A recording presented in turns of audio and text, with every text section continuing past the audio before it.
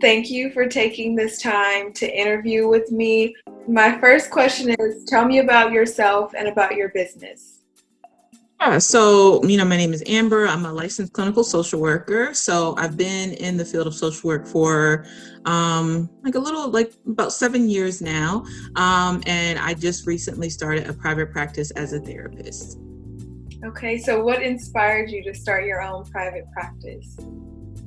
I really wanted to do things my own way. I wanted to just have something that I could run and not have to worry about larger systems, kind of prioritizing money and prioritizing all the things that you have to do to maintain funding. Some of those things, nothing was like egregious, but some of those things I just didn't agree with. I didn't want to do. I didn't think it was fair to prioritize money over people, especially when you're talking about working with systemically targeted populations or systemically vulnerable populations. I wanted to be able to do the work in a way that was a bit more fair, and I felt like the only way to do that was to just step out and do things on my own. I love it. When did you start your business?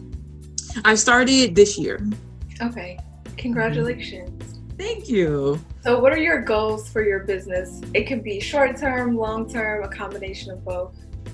Man, so my short-term goals were to become a full private practice, and I just recently achieved that, actually. So exciting. Like, clients just, yeah, it was like really slow going at first, and I was like really worried, and I was like, did I make a mistake? But then clients just kept coming out of nowhere. Like, people are really excited to have a Black therapist. People are really excited to have somebody who understands their cultural experience and understands how significant that is as a part of our lives. So it just kind of just came together. And I think long-term goals are, God, I don't quite know, but I know that I want to have my hands in all different types of projects. I don't know what they are. I just know I want to do some sort of like consultations or projects or just something. Like, I always want to have in mind like helping people, and most specifically helping Black people, but I don't quite know what it is yet, but I'm just open to all possibilities and all options. Okay, so I have a question that's not a part of it, but I'm just gonna ask, how do your clients find you? Because it took me 6 months, lots of phone calls, lots of disappointments to find my current therapist. Yeah. So I have a website, and that has been a huge help. Like, people, I don't know if people are Googling like Black therapists. I don't know what it is. I did Google Black therapist in the Bay Area, and I did come up. So that was pretty cool, because I was trying to see how are people finding me. So some ways people have found me is partially due to how I market. So I am listed on a website, a directory called Therapy for Black Girls. So that's where you can go and find a culturally relevant therapist. I am listed on Psychology Today, which is where a lot of therapists go to list themselves. And on a lot of those listings, they are overwhelmingly white. So I do make sure that my profile is tailored in a way so that like who to look for, and how you're gonna find, who you're gonna get. So I do that, and then my website is a huge help. And then I was marketing in early days. I was marketing on an email listserv called YBSF, and it's Young Black in the SF Bay Area. So I was marketing on that just to get some visibility, just so people, just kind of get my name out there. And that ended up being really helpful. And that is actually a way I've still gotten a couple of clients. That's great. I guess this is kind of my last question, but I feel like this was the question that you were most excited about, which you said that you could write a book about, which I think you should eventually. Probably will. What are some common myths about therapy?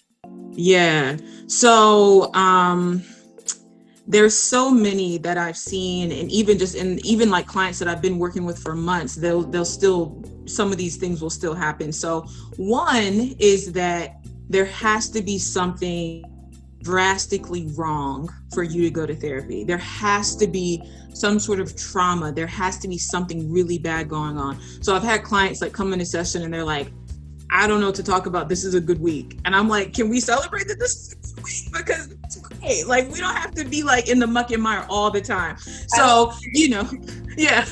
So it is very true that, you know, if you are experiencing some sort of trauma or you feel like you are experiencing symptoms of some sort of, you know, mental health issue, like definitely seek out therapy if you think that's the right thing to do. But you know, there are a variety of reasons that you can seek out therapy, because really, in essence, and this is one of the biggest myths I want to clear up, like in essence, therapy is a safe, non-judgmental space for you to talk about all the things that are going on in your life. And I like to tell my clients straight up, like, you can talk to me about anything, like work, job stress, racism, police brutality, people getting on your damn nerves, like whatever, like your parents, you know, it doesn't matter. Like, it's a safe space to be able to talk about whatever is on your mind. And my role is to, you know, kind of course, guide you to a space of being able to understand and learn how to use your coping skills and, you know, working through trauma if that's an experience that you've had, addressing, you know, symptoms of depression, anxiety. A lot of people are experiencing depression, anxiety right now, especially with everything going on. So, you know, it's just such a, I don't even know how to explain. It's just such a, it's just, you can, it's for so many things. It doesn't just have to be one thing, or if something bad is going on, or, you know, and another myth, you know, that I like to talk about is that you don't have to be crazy. There's hella people that are not crazy that, you know, seek out therapy, because it really doesn't have anything. It's not solely for people experiencing mental health issues. And of course, I could talk about the stigma of, you know, being called crazy and what that means in the mental health community and stuff like that. But that's another thing. It's not a requirement. Another myth that I really want to speak to, especially on this platform, is that Black people do not do therapy. 90% of my clients are Black. Like 95% of my clients are Black. Like hella of my clients are Black. Like, I think I have like a handful of non-Black clients, and they're still people of color. And so that's important for me to talk about, because we do still not just deal with that stigma, but it's something that's almost become normalized in our community, where it's just like, oh no, Black people don't do that. And I'm like, I'm here to tell you, like, as a Black therapist, I can tell you Black people do that. I myself therapy. Right. Thank you. Barbie does therapy. I myself have done therapy, about to start doing it again. You know what I mean? And there's nobody would look at me and think like, oh, she's crazy. It's because doesn't have anything to do with that. And I am Black. And, you know, so the stigma has been created. And I really do think it is a tool of white supremacy, because it is very purposeful to try to like create barriers to access for us to really be able to live well, live whole, live full. And so if you say like, oh, well, Black people don't do that, then great, Black people aren't going to do that. You know what I mean? But it really is causing us more harm than good to kind of continue to live into that stigma and that stereotype. And frankly, it's just not true. Yeah, I agree. I love that you brought up the clients who come in and they said, I don't have anything going on. Like, it's okay to celebrate, right? Mm-hmm. Or talk about something that's good and that you're not crazy. I remember I was so excited when I found my therapist. Like I said, it took 6 months, right? Yeah. And I told a family member that I signed up for therapy, and they said, why? You're not crazy. And I was like, but there are things that I want to talk about in a very safe space, or things that I want to work on, things that I want to heal. And no, I'm not crazy, but why can't I go to therapy? What's wrong with that? Nothing. Nothing at all. It's been life-changing. So I'm glad. Yeah, I'm so glad to hear it. I highly suggest therapy. And I love it. And I see, especially in the media, like in the larger media, I see more and more Black celebrities like therapy. And I really love that, because it's normalizing it. The more we talk about it in our community is the more it gets normalized, and the less we'll hear people say things like, oh, Black people don't do that. Because like, if somebody like super famous comes out and is like Issa Rae is like, yeah, I totally did therapy. Like, she talks about therapy on Insecure. Like, so we can't keep saying that, you know?